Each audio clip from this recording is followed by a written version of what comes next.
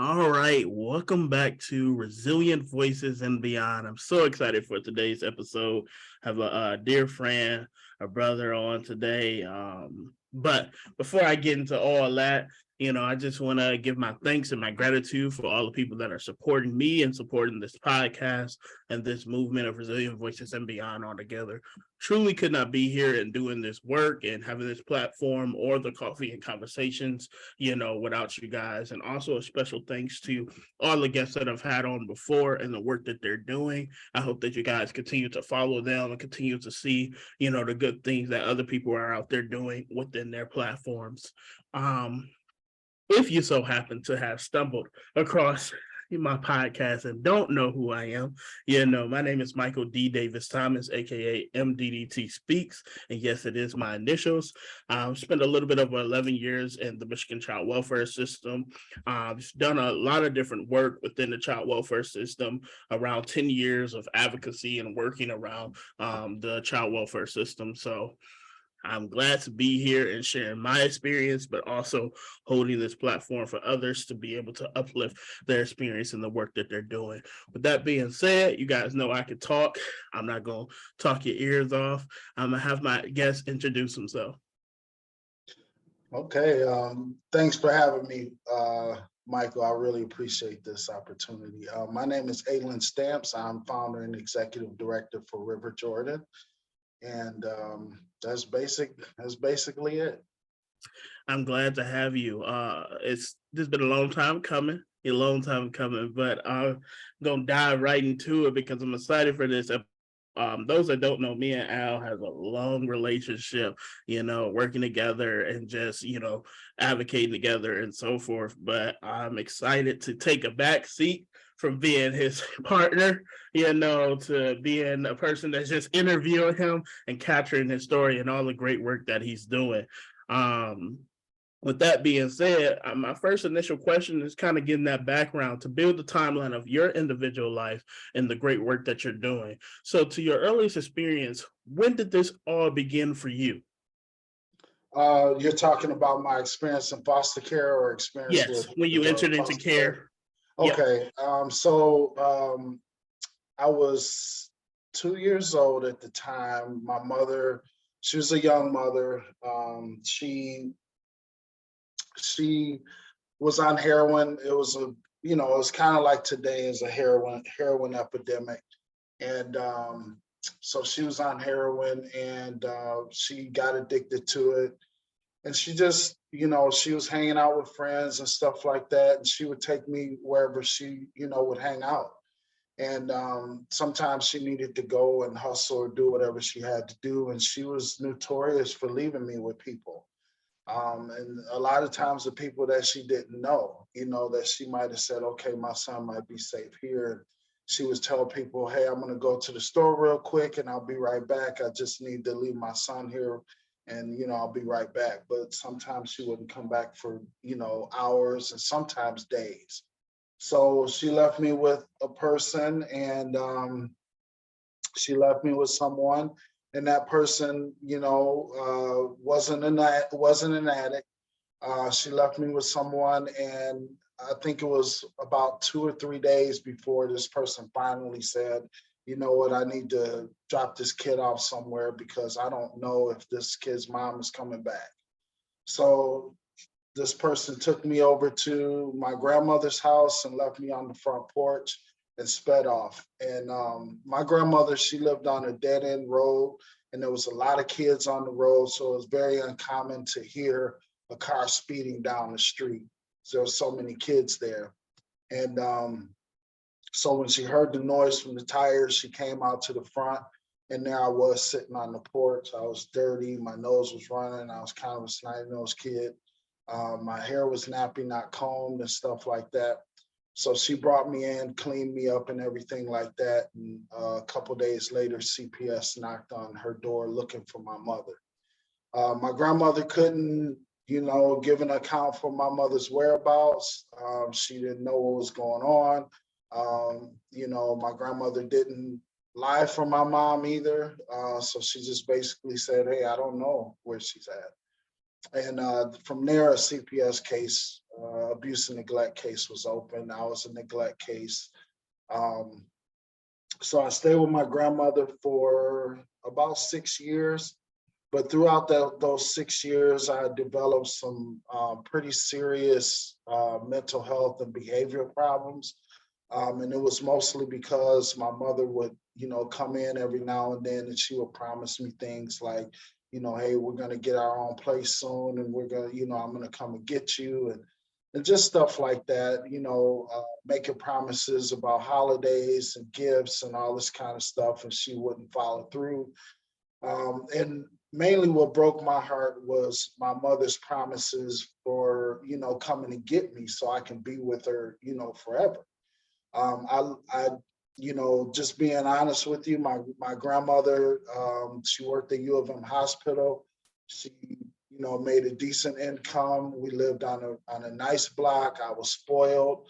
My grandmother took really good care of me. My uncle and my aunts lived there. They took care of me. But at the end of the day, I just wanted to be with my mother. I had a really, really strong attachment to her. And my behavior began to escalate where I started to get violent.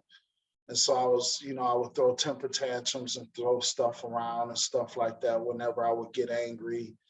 And then after a while, my anger started, I started diverting that anger to myself. I started, saying I hate myself and I want to kill myself and all this kind of stuff. And I would hurt myself by throwing myself against the wall and banging my head on the floor and all kinds of stuff. And it got to the point where I just got too big. And on one Christmas day, one Christmas evening, when I was 8 years old, my mom, she had made me promises leading up to Christmas that she was going to be there and everything. And so that Christmas day, she didn't show up. I had a lot of gifts that day from a lot of different people, my aunts and my uncle, my grandmother, and people in my family. I just got extra stuff. I got extra stuff because they understood my situation. I was kind of that special kid, so I kind of got special treatment. But I was looking forward to my mother being there, and she wasn't there. And she did promise me a gift, but it really wasn't about the gift. Although I was looking around the house frantically that night for the gift, it wasn't really about that. It was about her not being there. And as I was running around the house looking for the gift, my grandmother started to get increasingly worried, and I do remember throwing a huge temper tantrum, and my grandmother was trying to restrain me. My uncle and my aunts, they were gone. They were out visiting friends for Christmas, and it was just me and her, and she was trying to hold me down, and I got away from her and hit her in the mouth and busted her lip, and there was blood on the floor, and she just ran in her room, shut the door, called the police, and the police came over. Police officer got out the car, came in the house and grabbed me, and he sat on me on the couch, and until I calmed down. And so after that, he started talking to my grandmother and pulled her to the side. He put me in the police car, and I stayed in the police car for a little bit. Next thing I know, he was taking me out of the police car. He took me in the house, and by then I was calm. But about an hour later, my grandmother had put me in the car with some suitcases that she packed, and she drove me to my first placement. And that was Christmas night. It was a residential group home. It was a bunch of boys. It was called St. Francis Home for Boys. So there was a lot of boys there. There was nuns walking around that were kind of giving aid to the kids, and there were plainclothes staff there that was there to pretty much maintain order. And so I stayed there for a while. I think I didn't really think that it was a long term. I thought it was just temporary because of my behavior. I thought, okay, this is where kids go when they get in trouble. That's what I thought. And, as days went by, I just started to notice that, my mom's not coming to get me. My grandmother's not coming to get me. And there was my temper tantrums all over again. I just couldn't hold it together. Um, and my temper tantrums was so bad that St. Francis decided that they couldn't take care of me. They couldn't meet my needs. So they sent me to this kind of a mental health hospital for young kids who were court ward or state ward. Um, so I ended up there. It was a place called Hawthorne Center in Novi, I think it was, or Livonia. So I ended up there, and this place had a quiet room. It had, padded rooms in the quiet room. The staff were trained to restrain.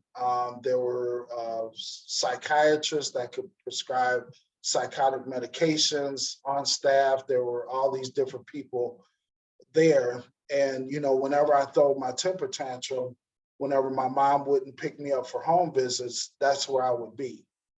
And, they would they would try to give me medications. I would spit them back out, and I would stay in the quiet room until I was, took my meds. And so I'd take my meds, and then I would calm down and I would come out. And that just kind of went on for a long time until my behavior was managed. And then my mother got herself together. She had, got some clean time and pleased the courts. And I went back home to her when I was 13 or 12. I think I was either 11 or 12. I went back home to her, and she relapsed shortly after. It wasn't very long. That's what I remember. I can't really give a time, but it wasn't very long until she relapsed. And once she relapsed, everything just started going downhill. We went from a nice place to a mediocre place to now we're back in the hood. So we're back in the hood, and she's out using, gone days at a time. And so she came home one day on a winter evening. She came home, and I was sitting there looking at TV. I think I had my shorts on, just kind of relaxing or whatever. And she came in, and she was upset, and she said something to me. I can't remember what it was, but I remember that I talked back. I opened up my mouth to my mom and probably said something I shouldn't have said. And there we was, and in the fight, she ran to the kitchen and got a knife, and because she tried to hit me with the belt. I grabbed the belt, yanked it out of her hand, and she ran to the kitchen, grabbed a knife, and then there I was. I took off, ran down the block to the police station in my shorts, no socks, no no t-shirt, no nothing, just my shorts. Ran out to the police station, and they took me back to Hawthorne, and my mother's rights were terminated from that point. And so that started my whole stint, through the foster care system. I was in over 20 different placements, over 11-year span. It just, I was in various placements. I was in a lot of residential group homes because that's where I was comfortable at. I really wasn't comfortable with foster homes because they were not my mom, not my dad. And I just really had I don't know, I think I just had I had no real point of reference on what family looked like. I kind of thought I knew what it looked like, but my grandmother was a single parent. She was gone all the time. My aunts and my uncle were there, but it just wasn't what I was used to. There was a lot of love going on at these foster homes, and the mother and father were there. It was just kind of like a sitcom show kind of stuff that I just wasn't used to. And and then also, I had an attachment disorder. So whenever I would go to, start having feelings for these foster parents, I would just kind of lose it. I would do things that would just self-sabotage the relationship. I would run away, or I would cuss out the parents. I would do something. And it wasn't something that I was doing consciously. It was just stuff that subconsciously I just did, to sabotage the relationship. And that was the reason why I was always in all these different places, because I would behave well in the group homes, and I would create, complete the level systems, and they had to put me somewhere. So that, they put me in a foster home, and then I would get there, then I would escalate in my behaviors, and then I would end up going back, to a residential. And then so it was a constant cycle that I was going through. And then I aged out of foster care. I was in an SIL, supervised independent living home. I aged out of foster care from there.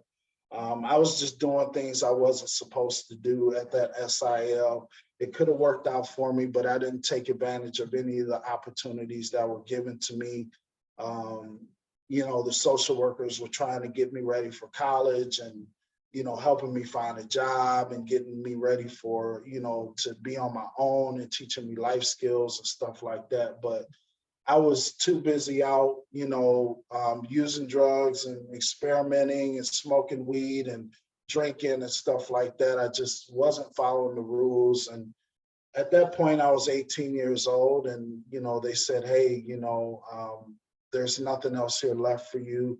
The SIL supervisor of the placement doesn't want you there anymore, because you're not following the rules. So, we have no choice but to let you go. And now I was, homeless, with the clothes on my back and whatever I had in my little bag. And, I was out on the streets. And so within 2 years, I committed enough little petty crimes and stuff like that it eventually landed me in prison.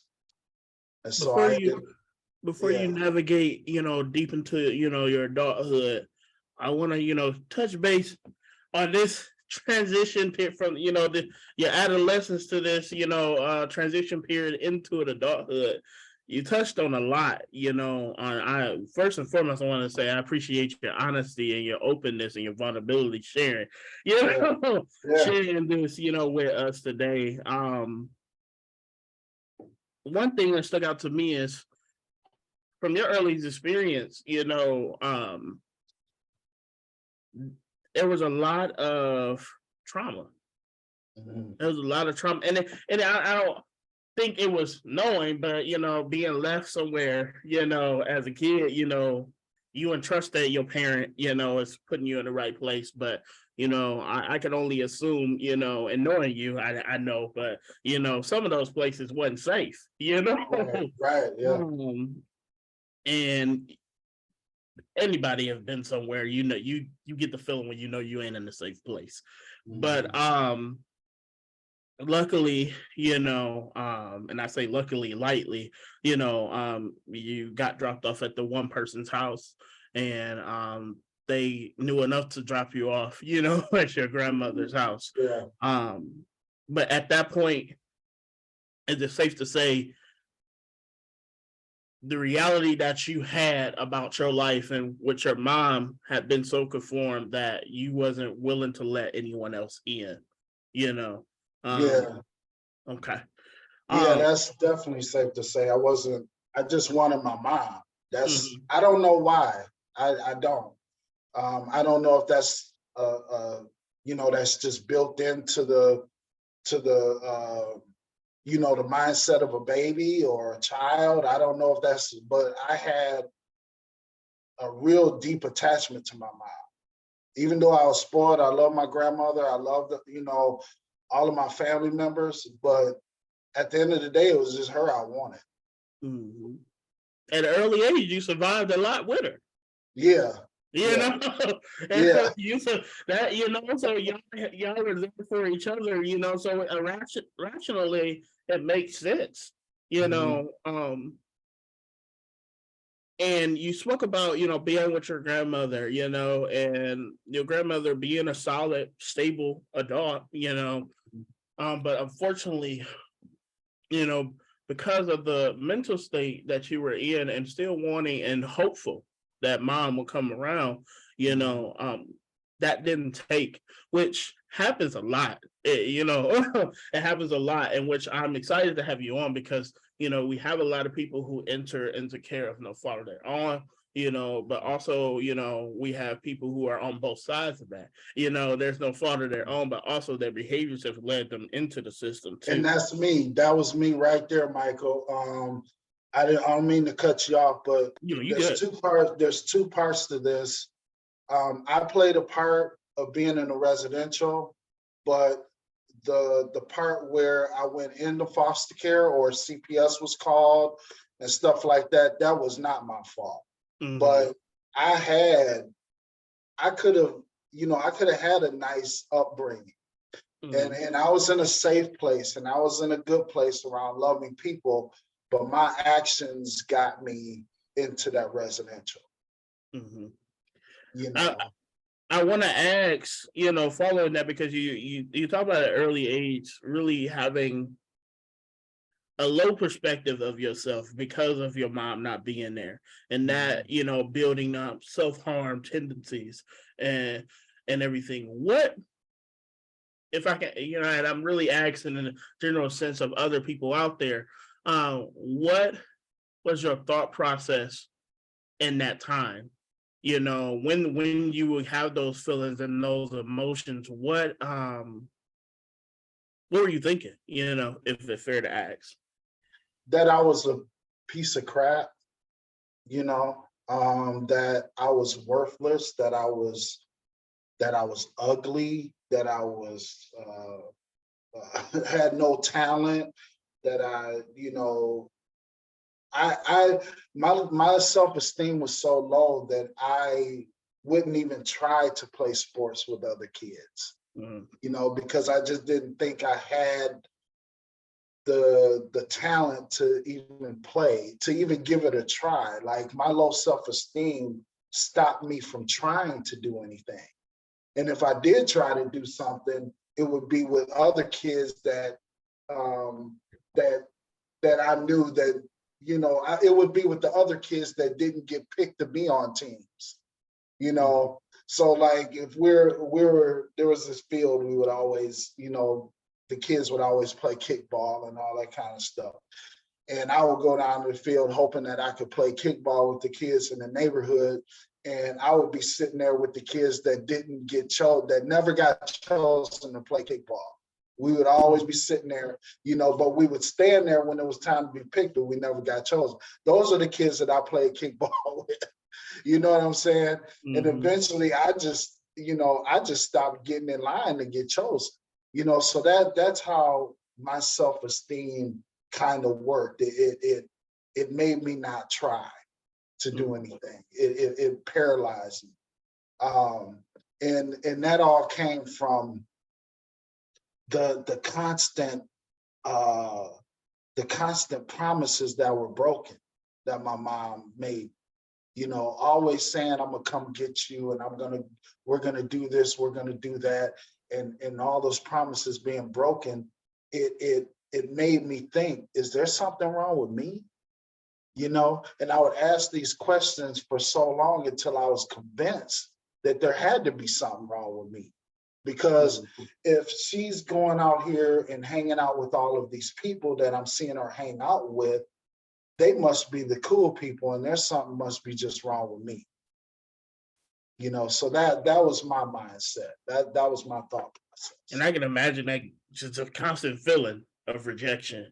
Yeah. I've been reading a lot and watching a lot of different things on trauma and everything, and I believe Ayala Van Zant, talked about people who endure trauma often carry a promise that's from that trauma or healed from that trauma, and that promise, typically is carried on into whatever companionship, whatever, field, whatever thing they do next in life, and they hold people to that. And I think, from all that you endure, especially, seeing and, constantly feeling like, okay, I'm here, I'm waiting for you, and no one showing up, and not your mom showing up or what have you, that promise started to form. And I think, as you spoke more into, okay, it didn't work for that grandma. So now, I'm at this facility and that didn't take, now I'm at Hawthorne, and Hawthorne gave some sense of stability, but there's still some disruption there. Come back home. Okay, I'm at the place I want to be. Why is it not going right? What's going on? Like, this is where I wanted to be. And, that promise, didn't look too good at that time, Right. and then mom relapsed, and that's a very disappointing moment, because now you go back to those thoughts. Is it me? Did I do something? Right. Because that's the default, and I know we talked about that before. That default, is natural to go back to that default. Now, And and you know what too about the relapse, Michael? I didn't know it was because of that until I got a lot older. So at the time when she chased me down with that knife, and then I could no longer go back home, the thought was she just gave up on me. She just don't want me. wow. So I didn't realize it was because of the relapse until I got way deep in my 20s, and that I was gone from foster care for a while by the time I learned that. So I had went through the rest of my foster care placement experience with the story that she just gave up on me. She chased me down with the knife and tried to kill me, and because she hates my guts, and finally she just let them people take me because she didn't want me no more. That was my story. And one thing I want to highlight in this, because we don't know how different things that parents do, or people do in our lives, impact us. You said that you had said something that, as a kid, that wasn't inappropriate, but you didn't have an appropriate relationship. So, Right. so your reaction to whatever was said was a reaction to what, whatever was going, So, and I remember moments, because of the lack of relationship of, my parents, being younger. Yeah, it probably was real disrespectful, but also like the respect factor, because I had to stay with somebody else. Where was you at?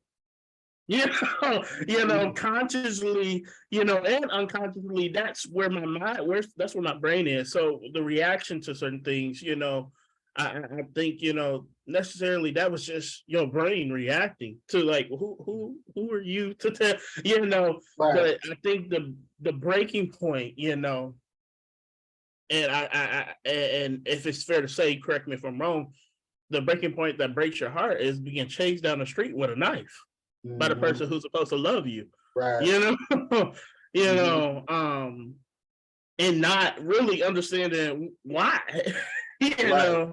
Right. it's to give me a whooping, for saying something, or to discipline me, but didn't. It looks like you want to kill me, Right. Right. so yeah, and from there went back to Hawthorne, bounced around a couple of different placements and what have you.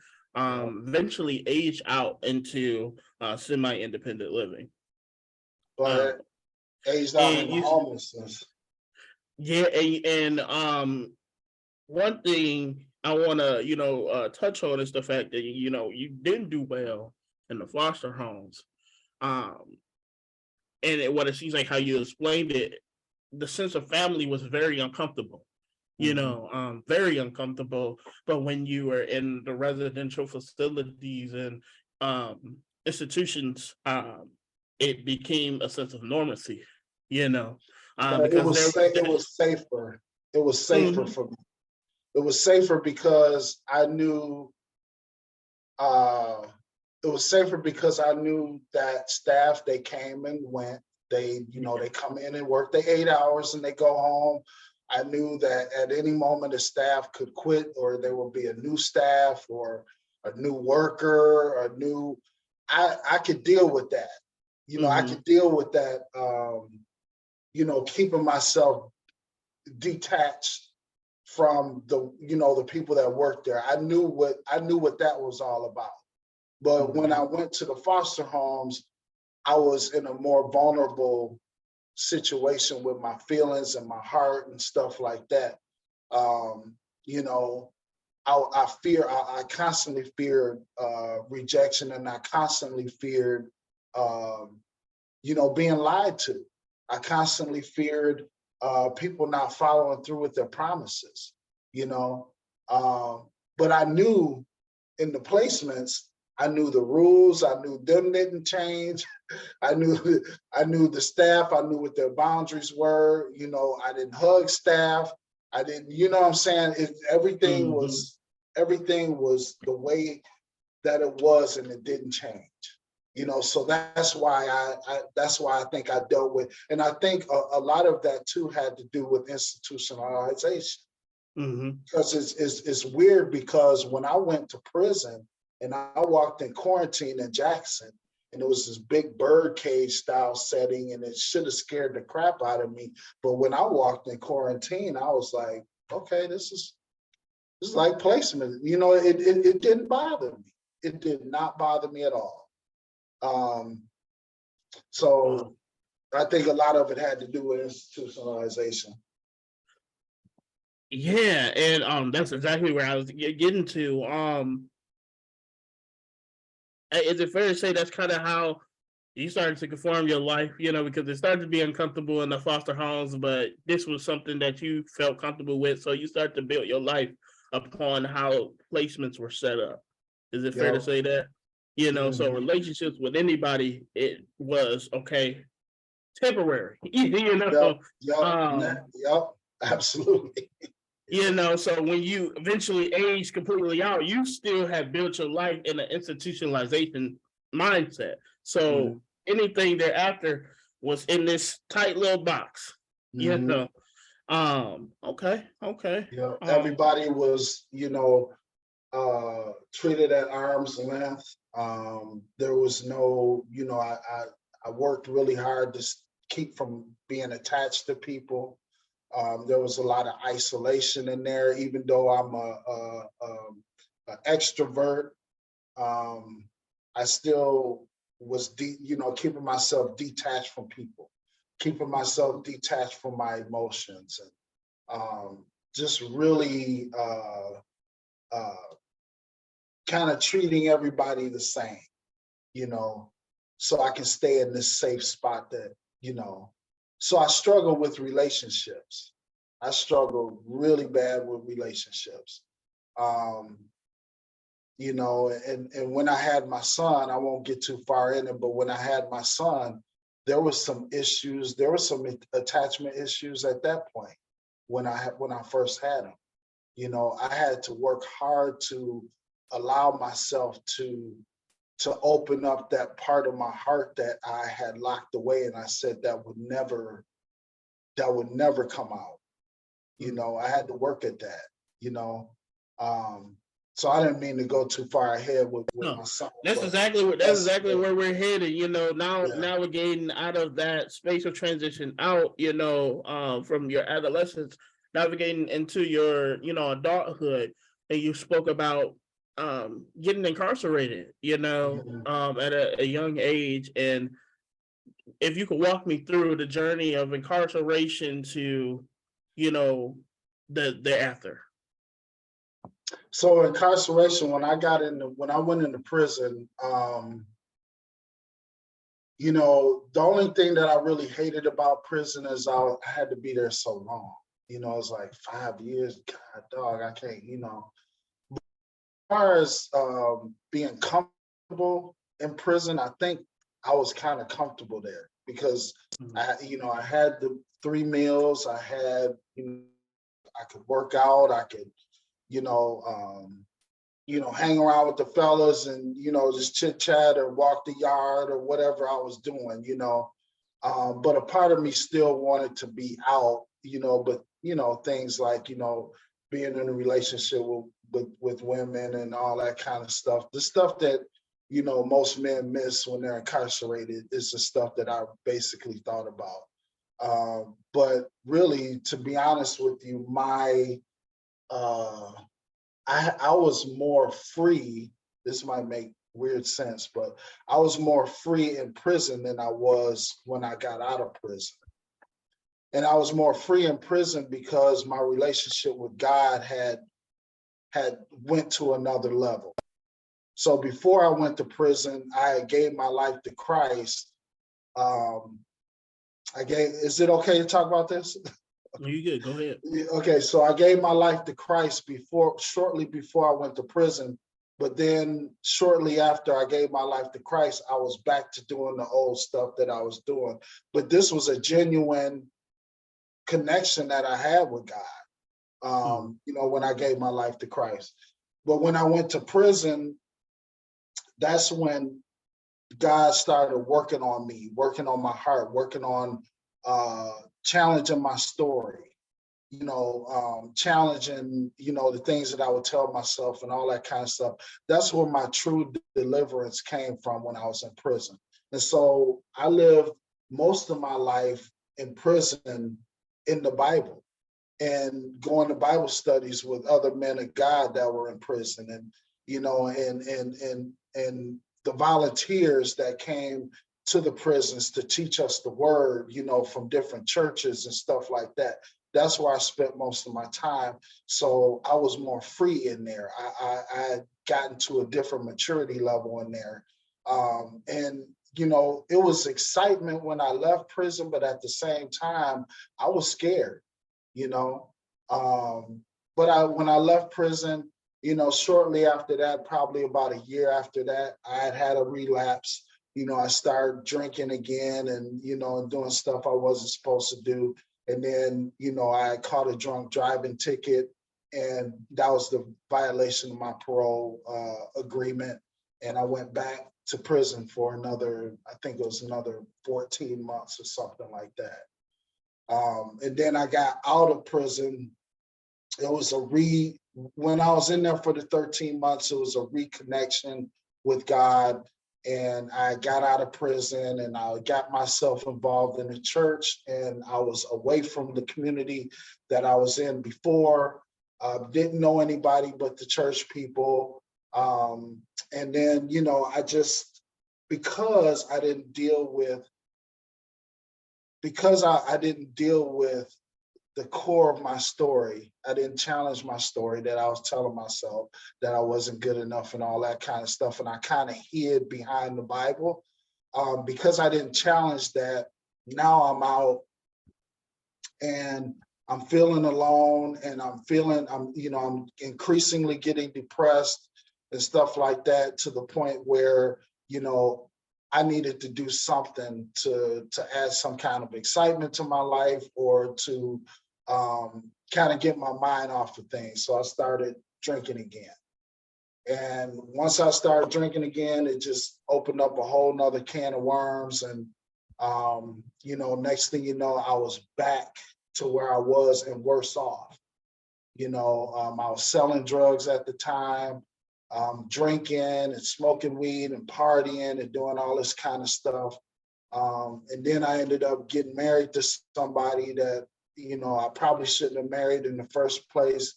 And then we had a son, which is the blessing that came out of that. And then I got divorced. We got divorced about 9 years later, but it was coming. It was coming. Got divorced, but the divorce was highly emotional. It was a very hard time in my life. Became more suicidal, and it was because I made a promise that I would never break up the family, because family meant everything to me.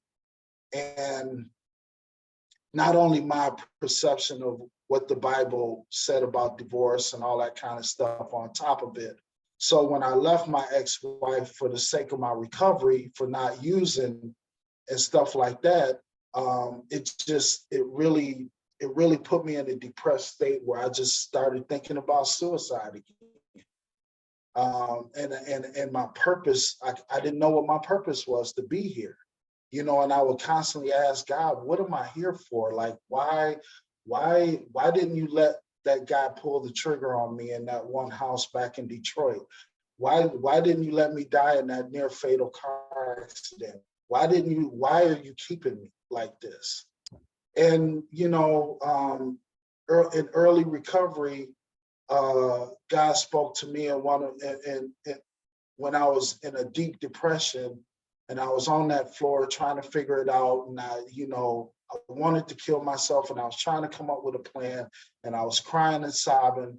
Um, the Lord just spoke to me and said that, before you was formed in your mother's womb, I knew you. I already knew who you were. I knew what your life was going to be. I knew you were going to be addicted to drugs. I knew all these things about you, but I set you aside and I set you apart for a specific reason. And that reason is that I want you to work with foster youth and I want you to help foster youth challenge the story that they're telling themselves that keeps them from growing, that keeps them from recovery, and that's keeping them from thriving, that's keeping them from healing. And so I ran from the calling. I didn't want to do it because I didn't want to revisit my past. Because in order for me to help other people, I had to have my own recovery. I had to be transformed before I go out and try to help other people transform their lives. And so I started digging in my recovery and I started learning and I started just growing as a person and thriving. And that's when I finally opened up River Jordan. Awesome. Wow. Talk about perseverance, resiliency. Everybody on here that know I'm a very spiritual person. Faith leads my life in a huge perspective. But to find purpose and calling through all you have been through and to accept it is something I can attest to, because that running game that we have as alumni, it can be clean. Like find yourself on a whole other side of the country, and then all right, now I got to go back on the west side. But truly appreciate you sharing that. Um, you talked about being at a place where you had to submit, and really, testing yourself and taking on the challenge of recovery, not only from substances and alcohol, but recovery within the inside of your own trauma.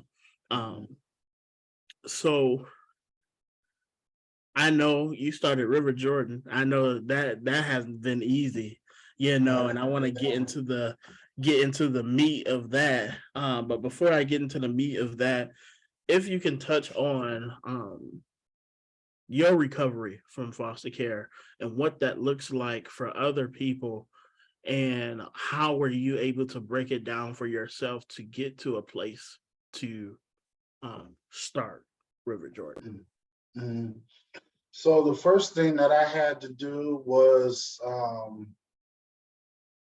I had to look at the story that I was telling myself. I was telling myself that, my mother didn't want me, so she, put me in foster care, my grandmother this and all this stuff like that. Just I had the story that nobody wanted me, nobody cared about me, everybody hated my guts and, and stuff like that. And I was my own family. And I had to go back and get an awareness of why I was really in foster care. I had to know why.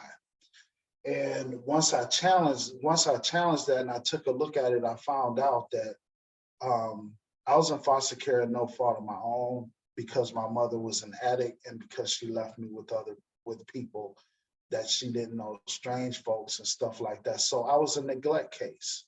I was a neglect case. And then I had to understand what drugs do to people. And once I understood what drugs do to people and how it makes them irresponsible and how it makes them do things that they normally wouldn't do in a million years, then I started to understand that my mother was under the influence of drugs, and drugs just makes people do certain things. It wasn't because she didn't love me. And then I had to accept it. And acceptance is just saying, okay, that's life on life's terms. Good things happen to bad people. Bad things happen to good people. You know, I don't get to pick and choose what happens to different folks. You know, I don't get to control my mother's recovery process from substance abuse. I just had to accept it that's how it turned out for her, which ultimately, you know, made my life what it was in foster care. And then forgiveness is just letting it go. I had to just say, okay, I am making a choice right now to let things go. It's not saying that I agree with how things turned out. I'm not saying that I agree with her neglecting me or agree with how she did what she did and all that, or giving her you know, just giving her a pass to say everything was okay. But I have to say that it is okay with how things turned out. I can't do nothing about it, and I'm choosing to let it go. So that's my recovery process from my experiences. But once I really knew the real story of it, aside from my assumptions and what I was telling myself, then I was able to change. Because if you look at the comparison from what I told you to what I'm saying now, those are two different stories. One is the truth and one is not the truth. And so once I learned how to live in the truth of my story, then I was able to challenge that I'm not good enough story. I will never amount to story. Uh, you know, and all those things that we tell ourselves to that makes us not take healthy life risk, that makes us be stagnant and not do anything, that makes us isolate, that makes us all of these things, you know. So that's my recovery process. And I will always be in recovery for the rest of my life. There's certain things that I do that are part of my recovery. I see a therapist once a month. Now during the holiday seasons, which is triggersome for me, I see my therapist twice a month, and that's going to happen from November till right around January-ish. You know, I do take a low dosage anxiety medication because I happen to be a thinker. You know, I'll lay in bed and the wheels will keep turning in my head, and I won't never get no sleep. So, you know, I take in low doses anxiety medication. I go to church. My relationship with God is the number one priority in my life. I go to the gym. I try to eat right. So all of those things working together is my recovery. And those things are going to happen for the rest of my life. Now, as far as other people's recovery goes, uh, what we do here at River Jordan is we try to get people to challenge their story. Awareness, understanding, acceptance, and forgiveness. And once they can do that, then they can figure out what maintenance works for them, whether it's medication management or therapy or going to church or whatever. We can help them find out what maintenance piece works for them. But they have to go through the awareness, understanding, acceptance, and forgiveness piece before they can do anything else. Definitely. I appreciate you sharing that. Before we dive too deep into River Jordan, I want to highlight the fact that you said in your recovery and in recovery in general for people who have experienced trauma, it starts with self. You Yeah. know, and it's a self process to really get to that place of awareness. Okay, I need to take this process on, and then as you get into the process, building some people that can help you with accountability, have that fellowship with in that state of recovery, and change of scenery, change of environment, help you stay on that road of recovery. And that's something that I hear, you saying in your own recovery, but also, as I know the work that is done at River Jordan, it's what we try to do, and setting the standard of, okay, when you're ready to step into recovery, you're gonna be there, and the first part of that is a journey with self, because you have to, accept the fact that, okay, I got some things I need to work through to be in a better place, and then once you're there, you're not by yourself, you know. Well, you're not by yourself. You have a huge community of alumni across the world, but also, you can find yourself a church community. You can find yourself, if church is your thing, a community of positive individuals, and stuff like that. But giving yourself that change of environment, that change of scenery, is most important, because if that environment is conducive to you living a lifestyle that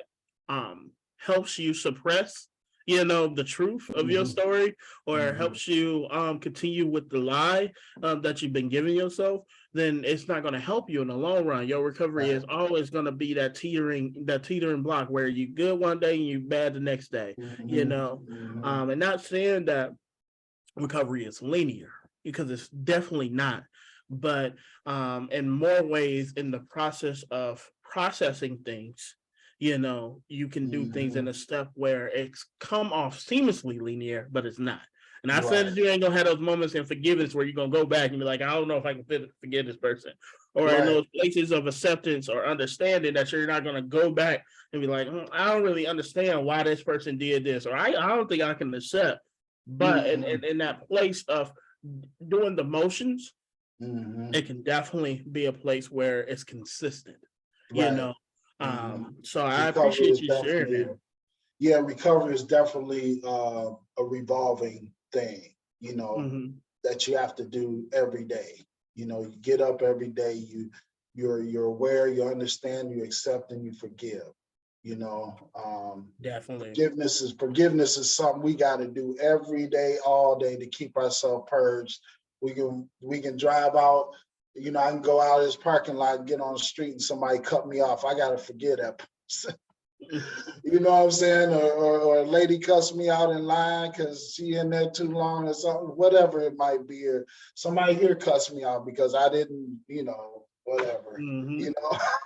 I gotta forgive. You gotta forgive and keep yourself purged, because if you don't, it just builds up on the inside of you, and resentment and all that kind of stuff. All that's poison. And one thing I would say, it's fair to say that, recovery and all these steps, understanding things, from a different lens, accepting things for what they are, forgiveness, and all those are life skills. Those are life skills. We talk about them in a self-care and a mental health sense of, living, but also those are life skills. So once you learn them, it's like muscle memory.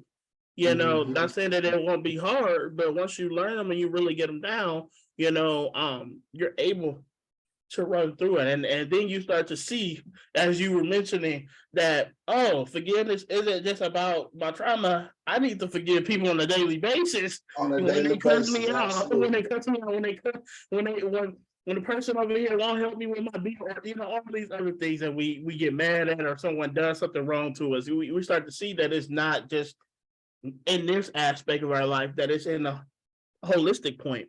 But I want to push forward, into River Jordan, and what that entails, and what is the work going on, and what is the mission?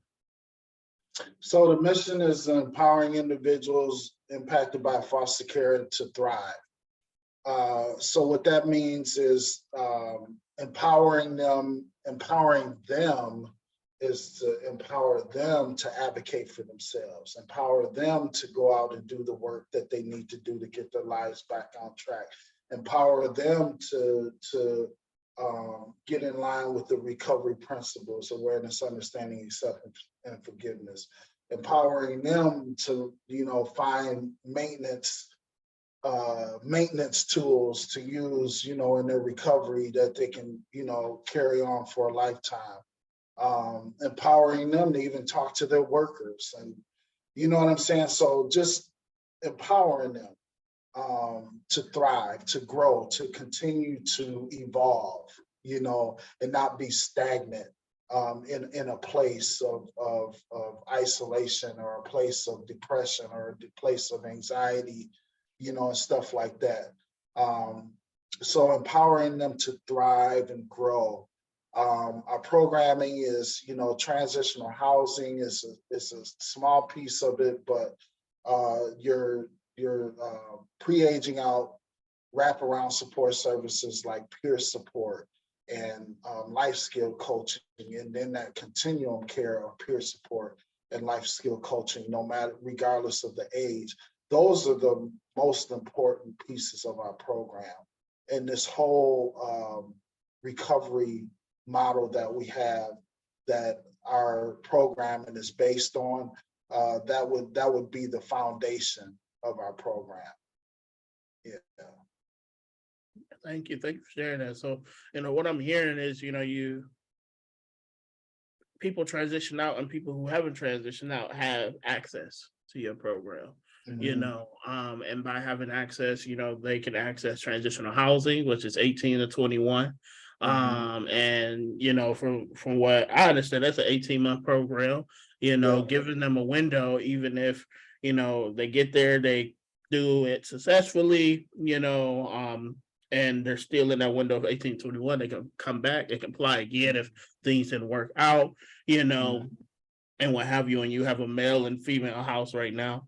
Yeah, and just giving them a safe place to land when they leave foster care, or if they get out there, they've left foster care and they, tried to make it on their own and things didn't work out for them. They can apply to, enter into our transitional housing program and do the 12 or 18 months or whatever they need to do, until they're ready to get out there on their own. So we do recommend, 12 months at least, but no longer than 18 months. Definitely. And what would be the basis of this program, the meat, of it all? Like when they get there, is it just like another placement? Like what is it, like? Yeah, so this is basically, I always compare it to, leaving mom's house at 18 years old, and things don't work out, and so you need to come back and get yourself together and get out there and try it again. It is not a independent living plus program. It's not a SIL, supervised independent living program, or nothing like that. This is just a house for you to come to, that you share an environment with people who have been in foster care before, who are in transition. It is for adults. Everyone here is adults. They're 18 to 21 years old. We strongly suggest that, the individuals that come here don't come here with a placement mindset, although that's really hard not to do when you've come from placement, and it's, you're early in getting out on your own. It could be a challenge, but we're here to help those people switch that mindset from, placement to being out on their own. So Definitely. Thank you for sharing that. Now, also you talked about community-based supports. What does that look like, and how do you support those individuals who may still realistically be in environments that aren't conducive to their recovery? We just supporting them by giving them a safe place to be, that promotes recovery. that speaks the language of recovery. This is a place that is not located in, the hood or in a rough area. It's we pride ourselves on a gold standard environment, a clean environment, where our places are centrally located around buses and job opportunities and stuff like that. So did I answer that? Definitely, Okay. definitely, and I'll even share for the audience, because I work with River Jordan. The biggest component to that community based, support is the peer support, you know, and that I think is the strongest component, because we have people come in and out and phase from life skills. Some days they just want to come in and relax, be outside of what their norm is, or if they're not clicking with their foster parent, to just be in a place where they can just relax, do homework, or just feel, and what have you. But that's when peer support comes in. And if you don't mind, I'll share a little bit about what is the importance of peer support and why is it significant, that foster youth have one. Yeah, so peer support is a model that we did not invent. It's a model that's been around for years. It's a best practice model. It is proven to work with many different populations. Peer support, I remember peer support stuff when I was in placement back in 1985. I remember it then, but that's placement. But peer support now, it kind of started out with the substance use disorder population. Peer support is somebody who has transformed their life and now they're going to help someone else transform their life.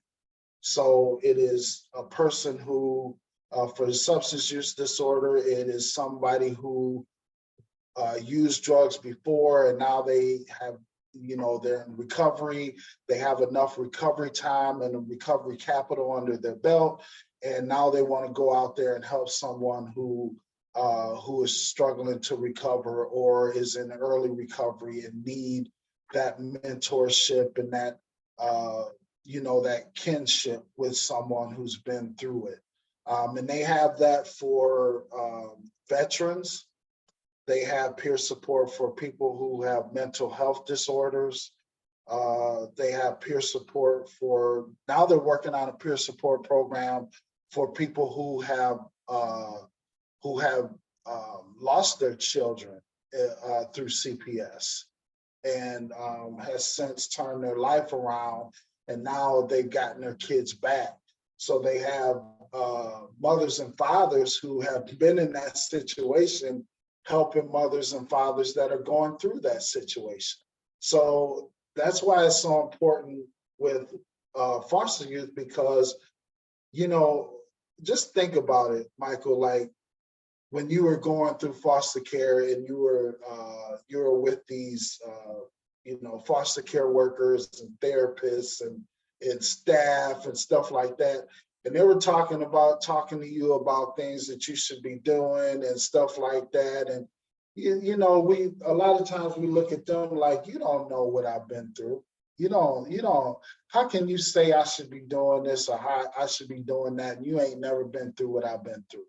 And so it's hard for them.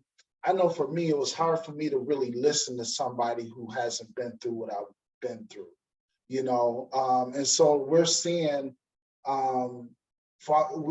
people who have been in foster care really taking to those that have been through their situation before, and really can zero in and focus on a conversation with somebody who has been in foster care and now they're out on their own and they're doing well and they're thriving. So that's basically where that peer support model comes from. Thank you for sharing that. And you guys know, as the audience, I've done a lot of advocacy surrounding peer support, and also parent partners, because I'm a person that firmly believe, if we can catch people at the door, we can preserve families. There can be a lot more prevention. Some families still may continue to have, that breakage, and more importantly, it may be needed. But more families could be saved. By us, helping and stepping in a different light. Because what we see in today, at least in the state of Michigan where I am, um, is that the first person they encounter is a CPS worker. What if that is still the case, but the second person that you encounter, for a parent and for that kid, is that peer support, that person who has been where you were, and can walk and navigate that forever for whatever that time is. So what that means is a kid, that okay, CPS has removed them. They second encounter is with a peer support, that is employed by the state or whatever agency, and from that moment on, they're walking with that youth to decompress and unpack all that just happened, but the next steps of what is going to happen. That's the same thing for a parent, the second person that they encounter is a parent partner, their kid just got removed. That person can help them decompress and understand why did their kid get removed and how they can get their kid back, and so forth. And that's how we combat things from both ends, not really saying one person or this person is right, but giving each person, whether it be the state, or whether it be the kid, or whether it be the parent, the best tool to be successful. And that's that's what it really boils down to, and what have you, because I know there's a lot of different stigmas. People have their guards up. People have their bridges where like, I don't mess with the people, other stuff. It's a neutral ground when it comes to parent partners and peer support. Just doing the best thing for the individual, and helping them get to a place of sustainability and thriving, as we spoke about. Only have a couple more questions for you, Al. I really appreciate your time and sharing, your individual story and the great work that you're doing with River Jordan. My first to last question is, what advice would you like to leave here today? And this can be categorically to different people you work with or just in general. Well, I got so much to say on that, but my advice would be to speaking to alumni, specifically foster care alumni and those who are going through foster care. Mental health is everything. I know there's a lot of stigma associated with mental health. I know most of us have had bad experience with mental health, whether, you're at a placement and they're making you take your medication, and if you don't take it, there's negative consequences and stuff like that. But if you don't deal with your mental health right now, you will, I promise you, deal with it later. You will deal with it later. And if you deal with it later, you have to understand that you're going to have a lot of wreckage leading up to that. You're going to ruin a lot of things leading up to that because you haven't taken care of yourself when it comes to your mental health. So I just want to give that piece of advice, and to advocate for yourselves when it comes to mental health. If there's a medication that you're on that you don't like because it's making you feel a certain way or whatever like that, you have to speak up about it. You have rights. You have rights. And Michael can tell you all about your rights. So you have rights as an individual. Whether you're 15 years old or 10 years old or 5 years old or whatever, or you have your rights. So I just want to strongly encourage you to take care of your mental health. And whatever that might be, it could be, medication management, it could be therapy. If you don't like your therapist, you need to speak up if you don't like your therapist. And not you don't like your therapist because they're telling you the truth, okay? I'm talking about if you don't like your therapist because they got you all mixed up, and they're telling you stuff that's not working for you or whatever like that, or they're trying to, shove medication down your throat that's not going to help you out. That's the kind of stuff that I'm talking about. Not because the conversation got hard, you know. And explore things like working out or eating healthier or going to church or meditating or Buddha, whatever it is that you are reading or whatever it is. Do something that can help your brain recover from this, because this is a lifelong journey. It's a lifelong journey. The other piece of advice that I have for you is to get you a peer support person, somebody who's been through foster care, somebody that you can look at and say, I want to be like that. That's my point of reference right there. I want to be like that or better. I want to have good recovery under my belt. I want to forgive people, whatever it is that attracts you to that person that's positive, that's been in foster care before. Find you somebody like that. And if you can't find nobody, we can help you find somebody. You can call River Jordan 989-391-4046 and talk to somebody, and we can probably help you find somebody and pair you with somebody. So don't go at this alone, because there's very few people that understand what we've been through. And the only people that really understand what we've been through are other people who have been through it. Thank you for that. I couldn't have said it better. Truly. My last question is, any last comments? And this is, you got any rap songs, a book, coming out, or how people can follow you, or how people can connect with the work that you're doing. And I want to emphasize, we're getting towards, giving season, Giving Tuesday and all these other things. River Jordan is a nonprofit that I work with so many different groups and agencies, but I want to make sure I'm utilizing my platform to the best of my ability.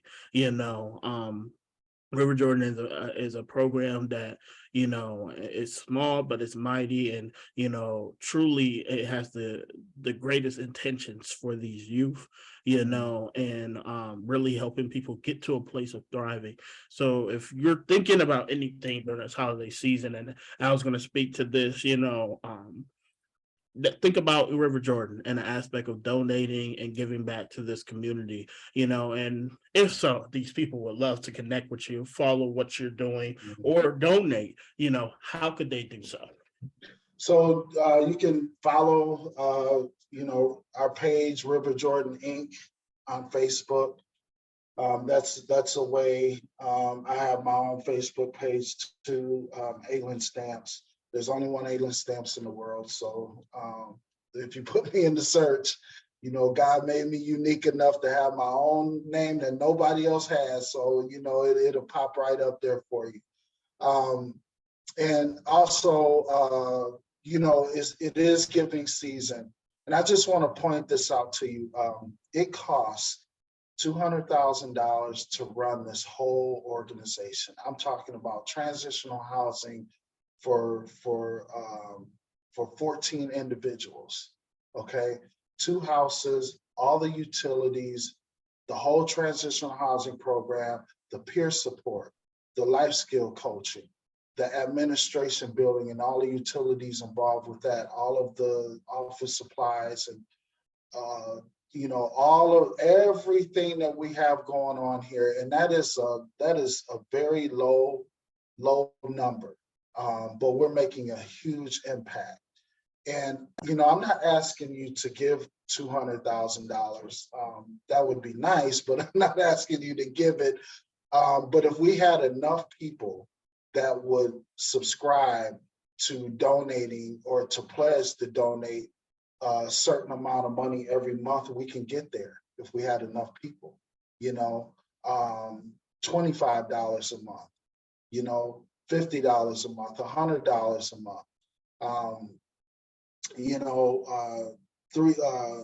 300, I think it's 367 people donating $50 a month could get us there. Um, so just things like that, just being that residual income. If it's a one and done for you, that's fine.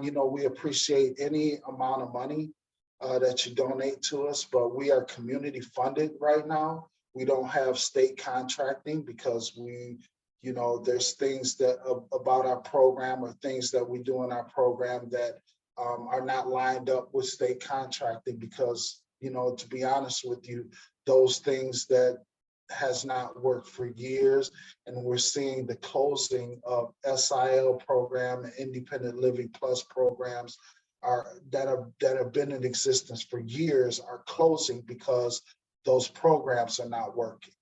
And so, we have to create that, we have to show that data that our program is working, and we need community to help us keep running.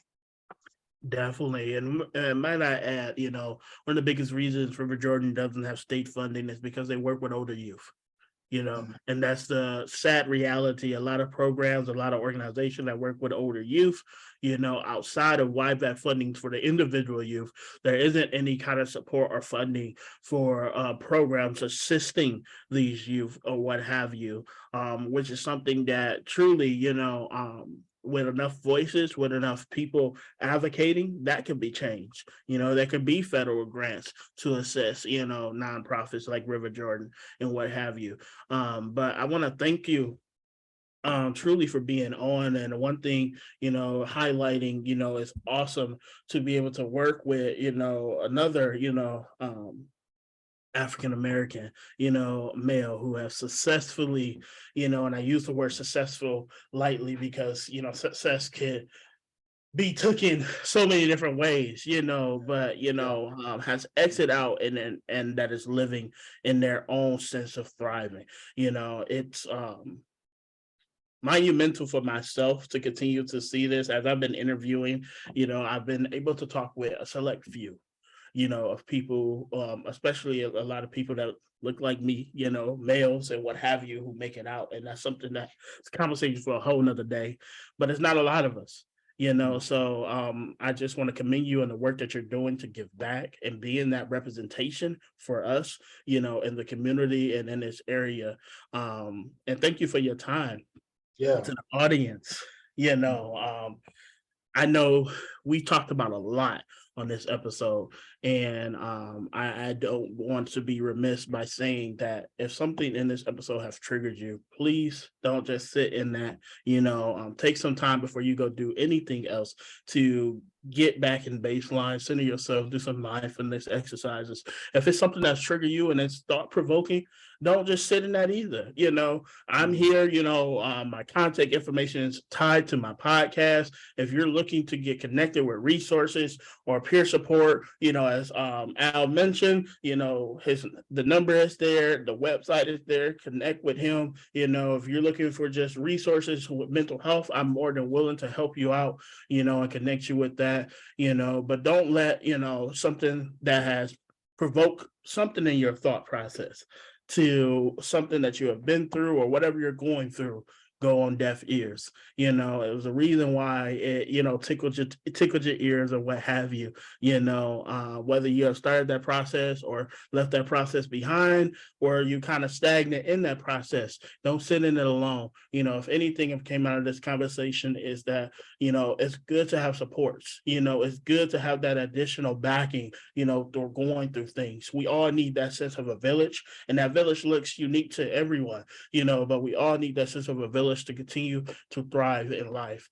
That being said, it's winter is coming around the corner. It's cold and flu season. COVID is still out there. Please take care of yourself.